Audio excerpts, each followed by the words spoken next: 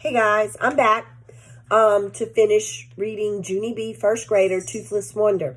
Now in chapter 5, Junie B. had lost her tooth and she had looked at herself in the mirror, and Grandpa Frank and Grandma had come over to celebrate, made a cake, and she told her parents that she wanted to bring her tooth for show and tell, and they're telling her that she can't bring it because she has to put the tooth under the pillow for the tooth fairy, and the tooth fairy scares Junie B.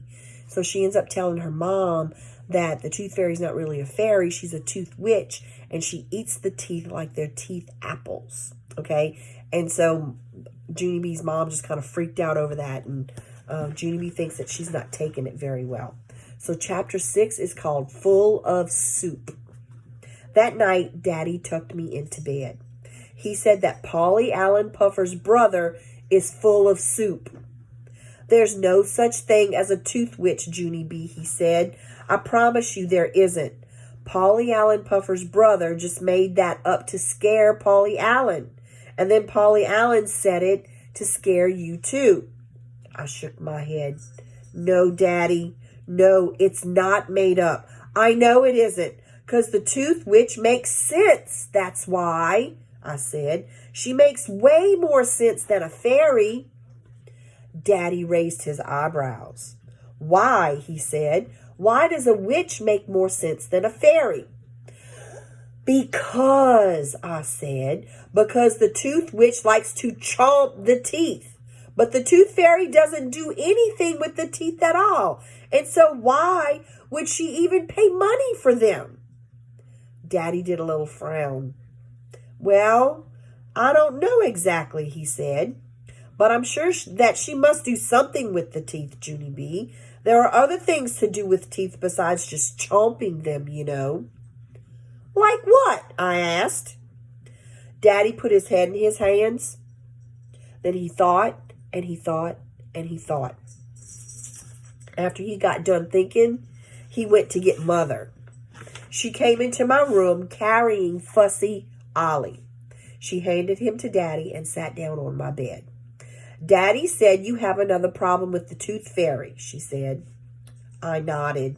Yes, I said, 'cause if there's really a fairy, then she has to have a reason to want the teeth, right, Mother? She wouldn't just throw them in the garbage, 'cause that doesn't make any sense. Plus also, it would hurt my feelings. Mother hugged me. No, Junie B, of course she doesn't throw them in the garbage, she said. I'm sure the fairy does something very special with the teeth. Like what? I said. And so here's Junie B in bed. There's Daddy with Ollie. And there's Mom. They're just all kind of exasperated. Because, you know, once Junie B gets a thought in her head, it's real hard to get it out. Mother ran her tired fingers through her hair. She stood up and walked back and forth on my rug. Then all of a sudden, her face got brighter. I know. I bet the fairy uses the teeth to make jewelry, she said. At first, Daddy and I didn't say any words. We just stared and stared at that woman. Jewelry? I said finally. Mother smiled. Yes, of course, she said. She probably uses the teeth to make little tooth necklaces and bracelets and cute little toe rings. How does that sound? I made a sick face.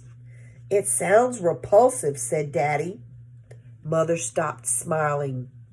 She quick took Ollie from Daddy and she hurried out of my room. After she left, Daddy finished tucking me in bed. I'm sorry about that, Junie B, he said. I'm afraid Ollie has your mother worn to a frazzle these days, but I'm sure she's not right about the jewelry thing. He did a little shiver. No, certainly she's not, he said. Then, before I could ask any more questions about the fairy, he kissed me goodnight, and he rushed out of my room as fast as Mother. That night, I did not put my tooth under my pillow. Also, I did not put it under there the night after that, or the night after that. Because what do you know? The fairy still did not make sense. And that's the end of chapter 6. Okay, I'll be back with With chapter 7, it's called a stumper.